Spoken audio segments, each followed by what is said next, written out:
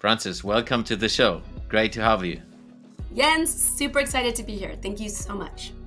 Yeah, I'm looking forward because we have had so much fun meeting in person, and I think we were going to have a lot of fun today in the podcast as well. If it's anything like it was at the college, it's going to be a blast. Exactly. So let's go a little bit into yourself first. Tell us a little bit who you are and how did you get to where you are today? Okay, love this question. So I'm Frances. I am from the US, born and raised in the US, but my family's from Puerto Rico. So I was the first generation born outside of the island.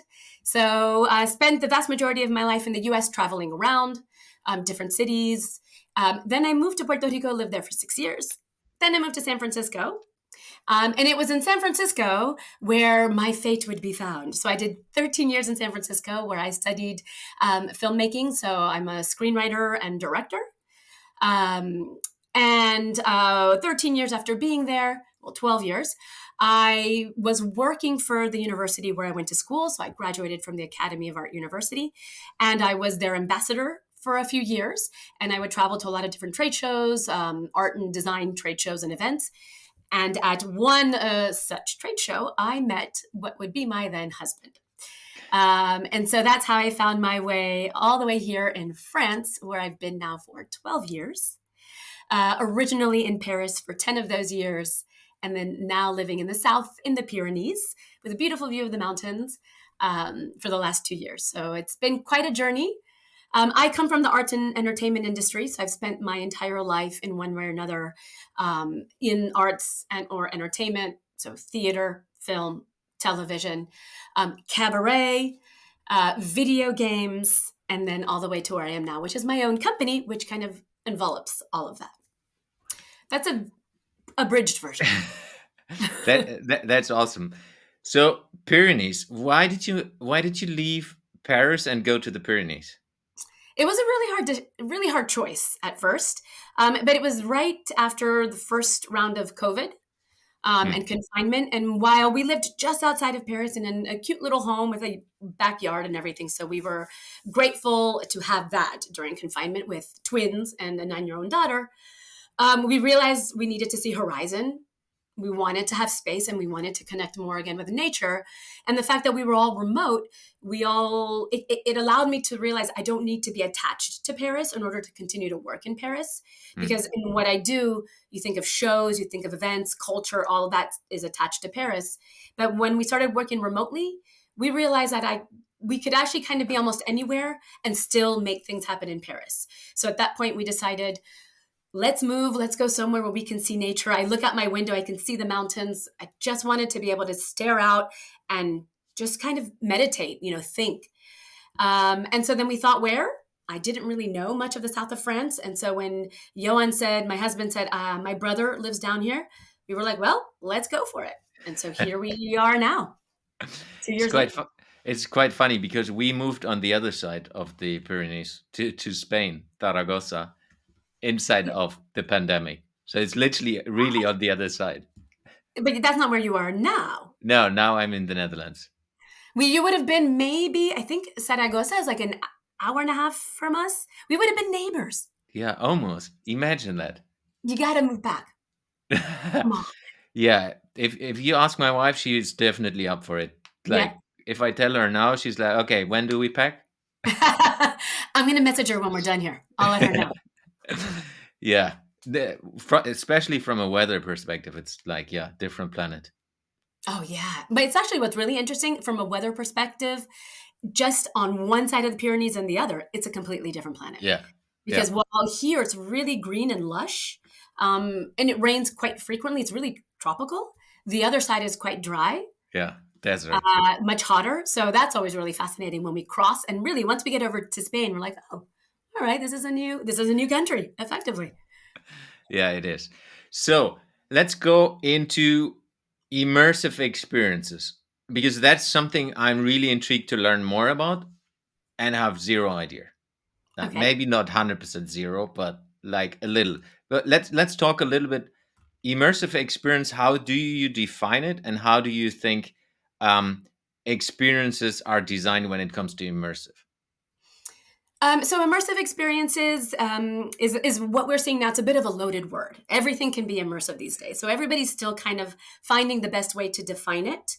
Mm, What I consider immersive, and in also exchanging with some friends and discussing and having kind of a similar conversation all around, there are quite a few different things that take place for something to truly be immersive in my world. So there is designing for the participant. So you put the participant at the heart of what you've designed. So it's very much design thinking. mm, You take the participant and you build for them so that they are a stakeholder in the experience. So for me, that's crucial. Multisensory. So there are multisensory elements. The idea is to immerse you as much as possible. Now, you might not have all of the senses, and we go beyond five senses. We have so many, but you might not have all of those, but you will have a few so that they starts to be a robust container that brings you in, that immerses you. That there, in my world, there's a level of storytelling and or theme that's coherent or consistent so that you're enveloped in this kind of concept. And for us, now this is not for everybody because we understand there's different elements in immersive. We almost always add an element of an actor and or a presence of an actor to allow you to really, to the participant to enter the story, enter the experience on a deeper level. yeah. So those are for me what I consider to be immersive, but that's because it's the way I design immersive. Yeah, let's put a practical example, something you have done, so that people who have maybe not an idea what you mean with it right now to get more granular. Well, in general, first of all, when people ask, well, what do you do? And there's always I'm an immersive experience designer, and there's a pause. And then you see in their eyes, are like, I have no idea what this means. So then I always go to some of the basics. So I'll always start with, well, imagine escape games, that's immersive to a certain degree. Theme parks, that also lives in the immersive realm. So those are two that most people know. Mm, Um, and then I'll go into, okay, well, what if you could walk into your favorite film? It's all around you. And now you're interacting with the actors as if you were part of this film. That starts to explain immersive to a yeah, certain degree. yeah. So what we do, for instance, so on Friday we've got a client where it's this one's a team building. So it's one of those things where we can use immersive for business cases, and it's a team building. This is a group of lawyers, and for since 2019 we've been working on a specific universe. We have four main universes, and our signature is Versailles.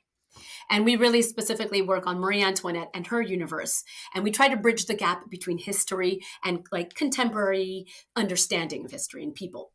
And so for this team building, we've got five actors that are all part of this scandal that rocked Versailles, a true story that rocked Versailles. And it involves the queen and a lookalike prostitute of the queen, a smarmy cardinal, a dishonest jeweler, and a noblewoman trying to rise in the ranks in a not so noble way. Again, true story. And so we have these five characters in a venue that is very much, it's a chateau and it's very much related to Versailles. It's not the Chateau of Versailles, it looks like it. And so these lawyers can come and they're going to investigate this story, the scandal, find bits and pieces of it while interacting with the performers, while looking for clues, for enigmas, and at the end, they're going to put her on trial, the queen, and they're going to be able to choose who was guilty. So we give them accessories. All of our actors are 100% in costume. Everything is in theme. The world is in theme. What we're going to offer to eat and drink is all in theme, things the queen in her court would have enjoyed at that time. So, that's one example, for instance, of Yeah, what's really immersive. love that. So you basically take the lawyers out of their ordinary world into a different world where they kind of even themselves play a role of a detective or someone who wants to try to figure out this story and uncover it. Exactly. And that's a really good point you said. There's this element of role or role playing. Hmm. Now, again, I'll preface with the fact that, when you go into something that's immersive art, depending on what you're seeing or experiencing, you may, as a participant, not very much have a role. and when we try to really design immersive as comprehensively as possible, we try to give even the smallest role to the participant so that they can leave the ordinary, enter through that liminal space, enter, have this kind of ritual to experience and to transform themselves into someone else, no matter how small it is, and be present in the experience, not as themselves, but as a slightly modified or completely different version of the self. Depends on the level of storytelling we've designed and the level of interaction they've chosen. And I Yeah. think that's really key. We have one experience, it's the Cabinet of Curiosities. And this one we do in a private venue where it's a mix between Victorian Cabinet of Curiosities and a Parisian salon of the 1800s. And we invite already before the experience and all of our communication prior, we invite the connoisseurs. The participants become connoisseurs, and they're coming to check out the latest curiosities that they may also want to purchase and showcase in their cabinets. And so when they arrive, we didn't want to give them a lot of characterization. But so what we did was we have these little stickers where we have adjectives, ways of being. And so depending on how they are, how they approach us and their energy or what they choose, they get a little sticker that says maybe seductive or playful or joyful. And then even to that degree, they are them, but with this little added layer. And then we Yeah. encourage them to play out who they are on their little sticker. And when we speak to them, we speak to them as Madame or Monsieur Joyeux, Joyeuse. And so that, or désir. And that becomes really fun because they allow themselves to enter and play in a different way. So that's one of the Yeah. fun things about role giving, offering small roles in an experience as well. Yeah, the cool thing is maybe bridging that a little bit to my experiences. I took a new team, and we have been formed like 4 weeks before to the College of Extraordinary Experiences, which is the place where you and I met, and it was the first time ever, and it was similar to that. So I used it as a transformative experiences without having a clue what's going to happen at the Mm, college, but it was, we needed to dress up in different ways, and then at that time in 2016 it was that you are dressing up and you're staying dressed up like almost in a character for a whole week, and this transformed us as a team so deeply in the first couple of weeks being together that we have been so tight together and are still. We now work all in different parts of the world and in different organizations, and we're still tight. So I'm still talking to the guys, let's say every month, every 2 months, and it's super interesting that a different way of team building, maybe something a lot of organizations have never tried of, enables you to build way deeper bonds because you are experiencing something that's not the ordinary world where you right. discussed your values, which is also, there are a lot of team buildings that make sense, but I think this one, especially for the bonding and then experiencing things together, is deeply changing the way you interact with each other. Yes, absolutely. And so that's when it's really great. So already that's the power of kind of an extraordinary experience. We are fully immersed at the castle, and Yeah. we are encouraged and invited to play differently because when we get those cloaks, we feel magical. There's Yeah. already, because, and also there's that context to magic. So we add that context. For most of us, these cloaks mean Harry Potter or magic. And so then we feel like we're magical. So we start being and becoming magical. And so it's a little bit of a role because I may still be me, you're still Jens, but we're us with a layer of magic. And that allows us to play. And that's one of those things that's really cool. And actually, you made a great point. When we started the Cabinet of Curiosities, there's a social part at the beginning and at the end. Before and after, everybody kind of goes through the cabinet and interacts with the curiosities we've brought. And we realized that they started forming a bond, and the people really liked going through the cabinet with the groups, with the mini groups they were in. And we would see a lot of phone numbers exchanging. And so, actually, on the 22nd of October, we're launching a new version of the cabinet, which is called the Social Club, the Cabinet of Curiosities Social Club. And it is to foster those connections that were made when you've experienced something rather extraordinary and unique and just interesting and fun. And so we're while we still have the Cabinet of Curiosities, the classic version, we're now got the social club that really was born from this fact that we saw people wanting to connect and kind of embrace their curious nature together. And so I'm curious to see how that plays out, because that's going to be a lot of fun, born from this idea of we go through these things extraordinarily together, and we want to continue living it because they've made a really great bond, a tight bond between us. Yeah, and maybe that's something we can pick up even more so, because we have been in the College of Extraordinary Experience this summer. Um, and what we both experienced, that though that we have been there already before, that when you leave this experience, which is for those who have never heard about the College of Extraordinary Experiences, it is happening in a castle in Poland, and you're immersing yourself for a whole week from Monday to Friday into a different world, and then you are connected to the place, but you are as well connected in a completely different way in curated experiences throughout the whole week, and you bond with each other. So in our case, you and I have led one of the houses, so the participants are divided into different houses, and we have had obviously the best house I with the mean, two oh, of us.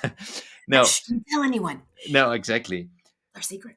So we have been getting to know each other and the participants of our group in a completely different way. If you compare this to a normal conference where you would be business like, sitting and getting lectures and learning about things, and then yes, you have this networking things, but because of the experiences, and just to give one example, we have worked with a real samurai inside of the castle.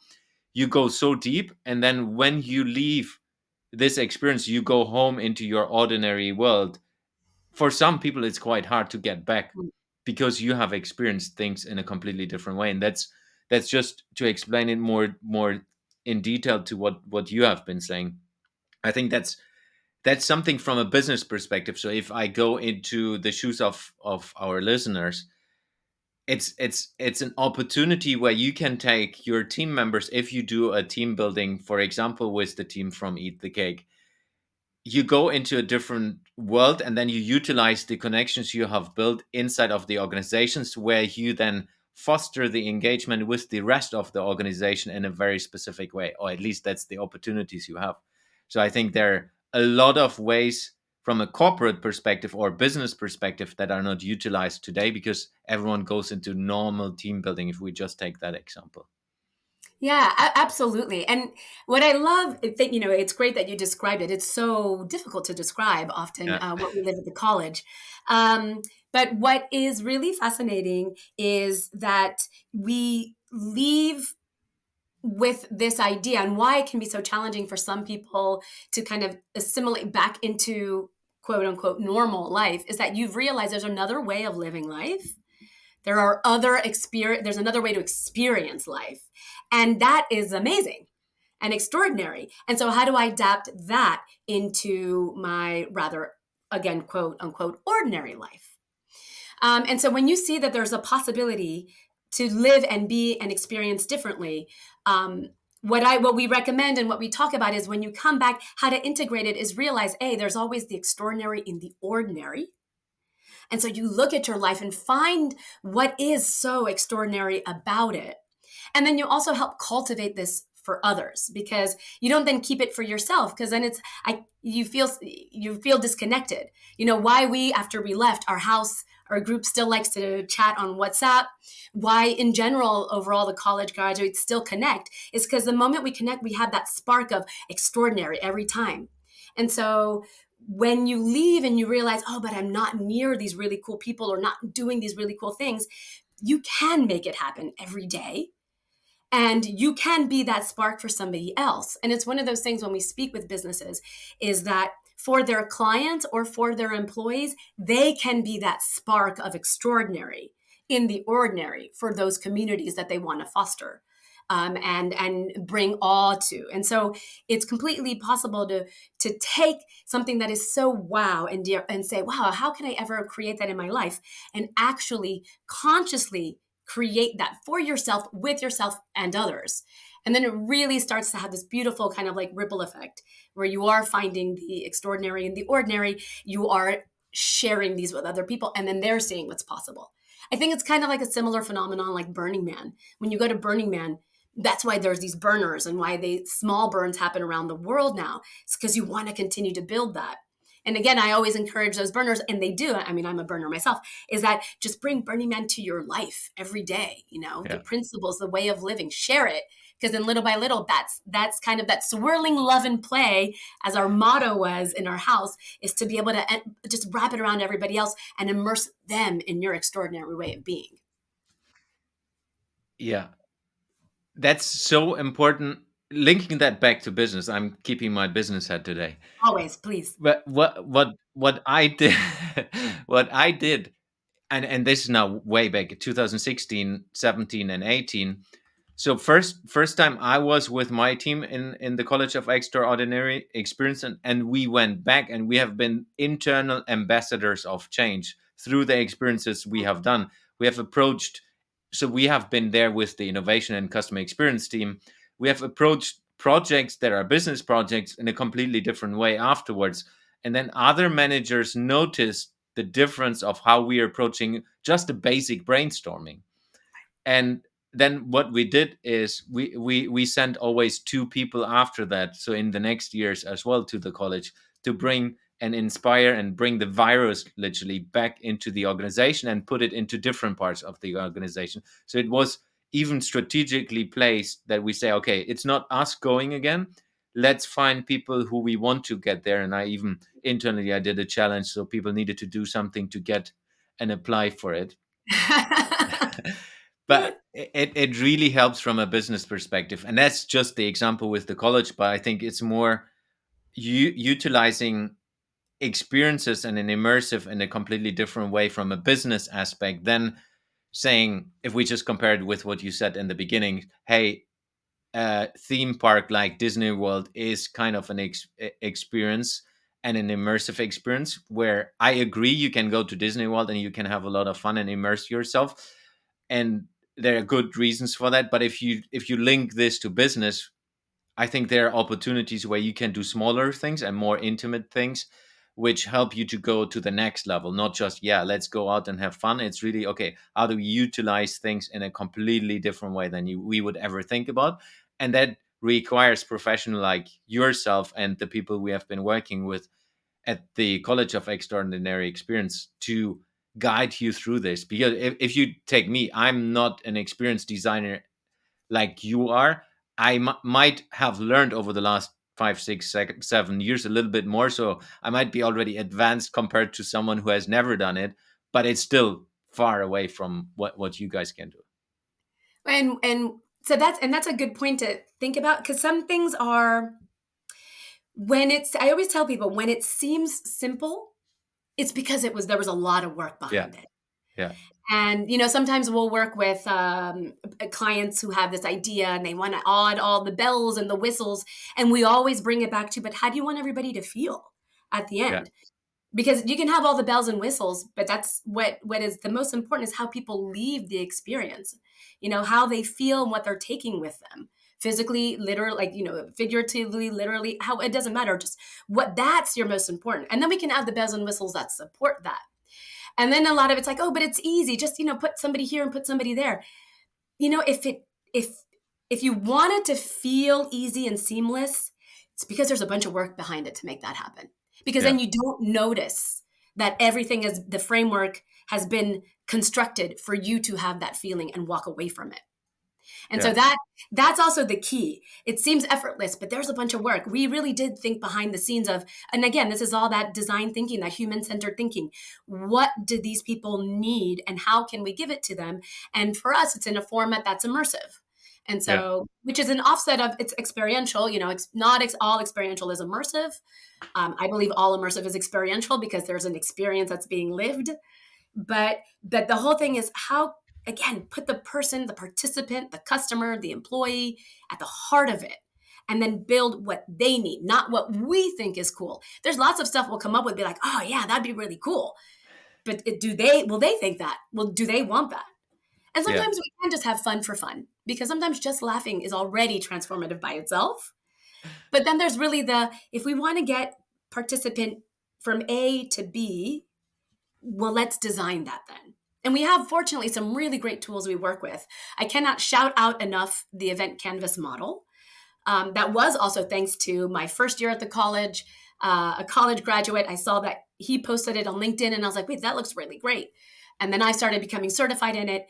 And that, for us, is one of those keys that allows us to create events and experiences that are about human change. And so, and that's always really fascinating to see that. We did an event in April. I'm part of a collective of meaningful experience creators in France. And there was a lot of talk about wanting to unite the immersive industry for the first time, because we were all in our different kind of corners.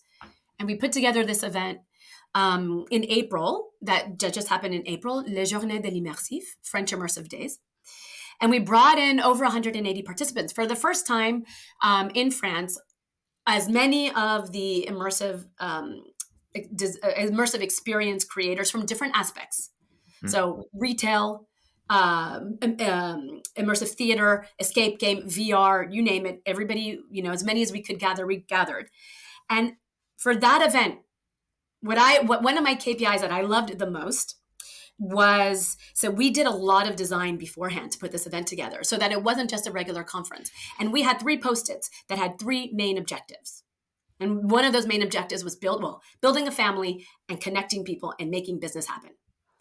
And at the end, when all those LinkedIn posts were coming with, I feel like I felt my family. I felt like it, in such great, in a great atmosphere, in a positive atmosphere. People were exchanging. People were open with their information. And then I was at another event a few months later, another conference, and I had one of our keynote speakers point me out to her partner and say, I've done a lot of events this year, but Frances's and their team was the best one we've done so far, I've ever done, done recently, because they were really conscious about making sure we all connected and how they made that happen. That for me was like my KPI right there. I could see that little post-it and I was like scratching it off mentally, like, okay, we accomplished it. So Love that. it's designing with a purpose, with the tools. Again, it doesn't just happen. Sometimes beautiful moments do just happen, but the rest of the time, especially when you have client money coming in, you design for that to happen. Yeah. And beautiful things happen in that framework. Yeah. I agree. And that's like you said, that's the difference between amateurs and professionals. And for everyone who is interested, I of course have had the guys from the event canvas on the podcast as well. It's quite a while back already, I think a year or two. But I will put the link as well into the show notes, so if anyone is Yeah, interested in learning more about that. it's a great tool. Yeah. So let's go a little bit practical. If we have a listener that says, "Okay, I love what I've heard. I have heard about the different universes you're using, the story part and how you do these things. Is there small tips and tricks that a listener can do at the company, at whatever they're doing today, just to take the first step into that direction and experience it themselves?" Already, I can recommend people to go to my website and download a PDF that talks exactly about that same topic and gives 5 tips. So we do have a PDF on that to be able to share, because we're so passionate about it. We'd love to be able to give tips. One of the main ones I really love, it's, I guess, one I hold near and dear. Well, it's going to be coupled. It's going to go hand in hand. First of all, what is the purpose? Discover what is exactly the purpose of the gathering. It can be a meeting. It can be a seminar. Find what is the purpose. Really consider the purpose, and then design around the actual purpose, not all the bells and whistles. And that doesn't come from me. That comes from Priya Parker, who does the Art of Gathering, and she's fantastic. And her big thing is really focus on the actual purpose.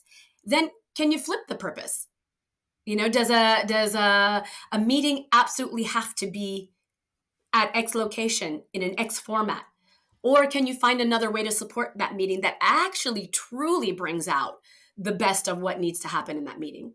And then I'm a really big fan of theme. Give it a theme. Yeah. Because a theme makes everything feel coherent. And it's really easy to wrap concepts and ideas around a theme. If you're going to come in with the theme of, the College of Extraordinary Experiences, there's this kind of magical Harry Potter theme we all talk about. So then everybody, the cloaks, there's one of your tangible elements and touch points into that theme. um, Treasure hunts, surprises, secret potions. They all support fairies, goblins. They all support the theme. They're all touch points into the universe that allow us to little by little get deeper and deeper into the immersion, into the world. By just, again, it's all this, just a nice little envelope of a theme. And so Yeah. I really love to tell people a theme, no, however big or small. I ran a seminar. We designed and ran a seminar for a company, and it was a seminar. And we spoke with them and realized their needs. Okay, so this is a team that's almost 100% online. They meet maybe once or twice a year, and they're missing human connection. And we're all coming from this post-COVID kind of really stressed. And so my team and I decided, all right, well, the theme of this seminar is spa. And even SPA were acronyms for the company. Mm. And everything was wrapped around it. There was a seminar with all the kind of things you needed to have in a seminar, because of course there's objectives for the company. But when the moment first of all, we found a venue that was specifically around well-being in the workplace. Mm. So we rented a venue that had an entire outdoor, it was a fake outdoor, but all these beautiful like VR headset, music, noise canceling, everything. They had these little ateliers or spaces for relaxation. But when people walked in, we asked them to please take off their shoes and put on spa slippers, which they could personalize. We had stickers and markers, so they could personalize the slippers as they wanted. There was a scent in the background. There was already aromatherapy. There was light spa music. I was dressed as a spa director as I welcomed everybody as they entered. The program that they received prior to coming was, had a lotus flower. It looked like a spa program. And then we played with the names of the workshops, and so it was like the director's welcome speech. We would say on the program it said the director's welcome speech, effet bonne mine, which is in French, which is like radiant skin. And so everything that was happening was all spa named, Yeah. even though again it was a seminar. And the whole idea was that for over 2 days, it really was, you were enveloped in this spa seminar concept, so that everybody approached it just in a relaxing mode with wellness at the heart of it, because we knew we really needed to kind of support and create kind of a feeling of wellness and connection. And so it can be as light as that. There was still business to be done. There was still, the kind of more of the classic presentations when it came to the presentations, but the container was spa. And it was really fun. We got a lot of really great feedback on that. At first, people were like, "Why am I taking off my why am I wearing these shoes?" And then the second day, they came back and they're like, "Where are my spa slippers? I want to put these things on." So it was Yeah. really fun. That's always the fun thing when you allow people to go a little bit outside of their norm. Then the magic is happening. We just did a super silly thing where when someone had a birthday, they needed to wear one of these small birthday caps. So imagine me in an office building running around with a small head, and it was not showing that it was the birthday thing. It was just like, what the hell is this guy doing? And I needed to run with it the whole day, and everyone was asking me, of course, what's going on, and I was not sharing it. Oh, Like, you couldn't tell them, or you didn't no, want no, I didn't want to, just to? to keep. To keep the gag. You know what's really cool? So as an aside, for anybody who's listening and wants to try this at their work, I highly recommend it because I think it's fun. Works probably better with $1. When I was in New Orleans, so I did a few months in New Orleans working on a project years ago, and I went into a store, and I was nicely dressed, and the woman who was running the store, she's like, "Oh, you look so beautiful." I'm like, "Oh yeah, it's my birthday today." She's like, "Oh wait," and she took out a tackle box and she took out $1 from the register and she put on me and pinned $1. And I was like, "Oh," and she's like, "Here you go. Wear this around town, and you're going to see what happens." And she didn't tell me what at all was going to happen. uh, Well, what happened is that any New Orleanian from the town would come up to me with money and they'd pin it on me. oh, that's And I cool. had people from across the street, cross the street. I was in a museum that day. I had people tap me, "Happy birthday," and give me $5. And so by the end of my day, I had $35 that had pinned to me. And then I went able to buy myself some drinks. So I celebrated my birthday that way. I think that could work in kind of companies that have larger amount of people. where you start a tradition where when it's your birthday, you just pin something like I mean, Yeah. in euro case, it's €5 because that's the first to bill. You pin €5, you're bound to make quite a good chunk of money that way and Yeah. have fun. So it kind of goes with your hat thing where you can wear the tiny hat and pin €5 and see if you can get some more money that way for your birthday. Yeah, There. that's Now cool. you can try to make some cash that way. You can thank me. So eat the cake is how you named the company. How did you get to that name? So Eat the Cake Studio took us a while to get to. So first off, I had gone to right before I started the company, right around the time I was going to start the company, I went to a 3-day coaching weekend with some top U.S. coaches, and one gentleman there said for a name he always recommends to put a noun in it because we think visually, and people will always remember a noun. It's a visual. They can attach a visual to Hmm. it and then link it. So I was like, okay, so I had that in mind. Fast forward, we were trying to come up with a name and we had a list of so many names, tons and tons and tons of words. There was always a noun in there. We were trying to be really fancy or really philosophical, and we had all these different ideas. And then I went to an entrepreneur breakfast, and as we sat around, everybody had 5 minutes to share and get feedback on something. And I was like, I'm trying to come up with a company name and we don't really know what it should be yet. And one woman shared an absolutely beautiful story that resonated with us so much. And that one of my other business partners had already heard as well. Not the same story, but it's similar, which was this woman shared that when her sister was on her deathbed, the one regret she had the most was not eating this one particular cake for her birthday because she was so healthy that she didn't want to have the sugar. And there was this one particular cake. And so her family then adopted this phrase, eat the cake, for just kind of live your life, for go Yeah. for it. And I, to this day, I still get kind of chills because it just moved me so much. But I was like, can I really call a company Eat the Cake? I mean, people are going to think we're a bakery. This was like a challenge for a while. I took that back to my business partners, and we really liked it. It resonated. But again, it was like, people are going to think we're a bakery. Well, let's think about it. And we just kept coming back to it, especially because we've been working on our motto. And our motto was live your life to the fullest, experience everything, which is where we ended. Our motto is experience everything. And for us, eat the cake really meant experience everything. And then it had that noun, cake. And so what's really funny is that I've seen it come to life where people might not remember the full company name, but they'll always remember the cake. And we've become, and many times we're referenced as the cake girls or the cake ladies. Oh, Yeah. yeah, you're that cake girl. And so people remember us, even if it's not the full name, they remember that we're that cake girl. And really, in most cases, who doesn't love a piece of cake? So they remember us as fun, as sweet, as celebratory, and as delicious. So yeah, let's go for it. And so it's now our name that we really love because it means so much to us. Super good example.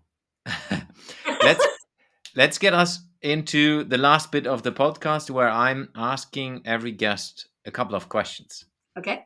So, if you could work with a project that is impacting every human being on earth, what project would you choose to work with and why? Does this project exist already or is something I'm making up? Whatever you want. So I was super inspired, am super inspired, and saw how incredibly inspiring a project like Hamilton was in the world, how that was able to change the way people experienced history, their place in history, the way we told history, retold history, and it was all with entertainment. And that's my thing. I come from entertainment, and I truly believe that the arts and entertainment industries have the power to transform. And for me, Hamilton was transformative. And I know for many it was. And so for me, it would be a project similar to Hamilton, where I can create something that really transforms people and create an entertainment experience that transforms people's perspective about life, history, our place in it. Yeah. For those who have never heard about Hamilton, what is it? Hamilton, have you heard about Hamilton? No. Okay. I was wondering. So Hamilton, I highly recommend it. So Hamilton is a musical. I believe it came out in 2017 in New York. It's by Lin-Manuel Miranda, a fellow Puerto Rican from the US. He's a New Yorican, whom I admire greatly. And I'm always asking my dad if there's any connection to him, because I would love to meet him. As Latinos, we always have some connection to someone somewhere, a cousin and an aunt and an aunt. And so in 2017, he out came this musical called Hamilton, which is based on the biography of Alexander Hamilton, who's one of the founding fathers of the United States, where the entire cast was a cast of color, except one character, which was the King of England. But that means that he took George Washington, Alexander Hamilton, General Lafayette. He took all these figures in history that we always learn as very, very white, and played with that perception and made them all a people of color. And then even cooler is that Hamilton, one of the things he put in there is that he wrote to survive. He was a survivor. He was Creole, and he was born out of a Creole mix. So even if he passed as white, which is what we would say in that era, he had this Creole background, and he wrote to survive. He wrote his way out of all the desperation that he had. And so then Lin-Manuel Miranda added this hip hop and rap element, which is similar, where in hip hop and rap culture, a lot of the beginnings was to write their way out of that situation in order to create a different, transform their life situation. And so he paralleled that. So it's just really powerful in so many ways. Yeah. And so the music is fantastic, extremely well written. It's just powerful. I like that. I love it so much. I often find it difficult to talk about it because it's so fantastic. So Yeah, that's it. I will try to find a link so that people can have a look at it as well. Disney did Disney, because it's so smart, did a production of it. They shot a version of it, which is very as if you're watching the theatrical production. So it's not the typical where it's a static camera and you see the audience and then the stage. It's on the stage. It looks like it's a film version of it. And they aired it. They launched it on their Disney Plus channel streamer during the pandemic. And of course, there were many, many people that then ended up getting memberships to Disney Plus, me being one of them, so that we could watch it and have access to it. But it is on Disney Plus. Yeah. Okay, cool. Next question. What advice would you give to a young innovator that's just getting started? Good question. I have, okay, it's 3-part, but it's one. Well, I guess overall it's trust your vision. Always go with your gut. The gut then also gets built on years of experience, having the right tools. The more you do, the more you learn. But there is a vision in you.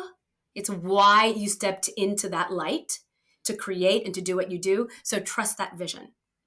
And also be okay with then asking yourself, is this really my vision? Or can I adapt it? And then when creating, especially in our industry, in immersive and experiential, for me, it's really big on is there value and access? Is what I'm creating offering value? And does it give access in a way that normally they wouldn't have? So those would be my tips. Brilliant. So, last question, which is not a difficult one. What is the best way people can reach out to you? And where can people find you? Find me everywhere. So our website, eatthecakestudio.com. On LinkedIn. I'm very active on LinkedIn. Please connect with me on LinkedIn. It's one of my favorite platforms. LinkedIn, both me personally and the company. And then me personally on Instagram, Frances and Frenchieland. And then also Eat the Cake Studio is on almost all of the social media platforms. So TikTok, Instagram, Facebook, LinkedIn, we're everywhere. I need to check the TikTok thing. Yeah, we have the TikTok thing. Fortunately, our marketing woman takes care of the TikTok thing, because I'm also not a big TikToker, I have to admit. I think you would be awesome. I've seen you on stage, so. Thank you. You know, I feel like if I had access to social media when I was younger, oh man, boy, yeah, it would be a whole nother story. I would be a star. Yeah. Honestly, I can imagine. Truly. Thank you. I'd have so much fun with it. I wish I could Aw- rewind. Awesome, Francis. Was great to have you on the show. Looking forward to our next calls, which we're not going to record and have even more fun. Thank you very much for Thank for, you, Jens. It for was being a on the blast. show. Thank you.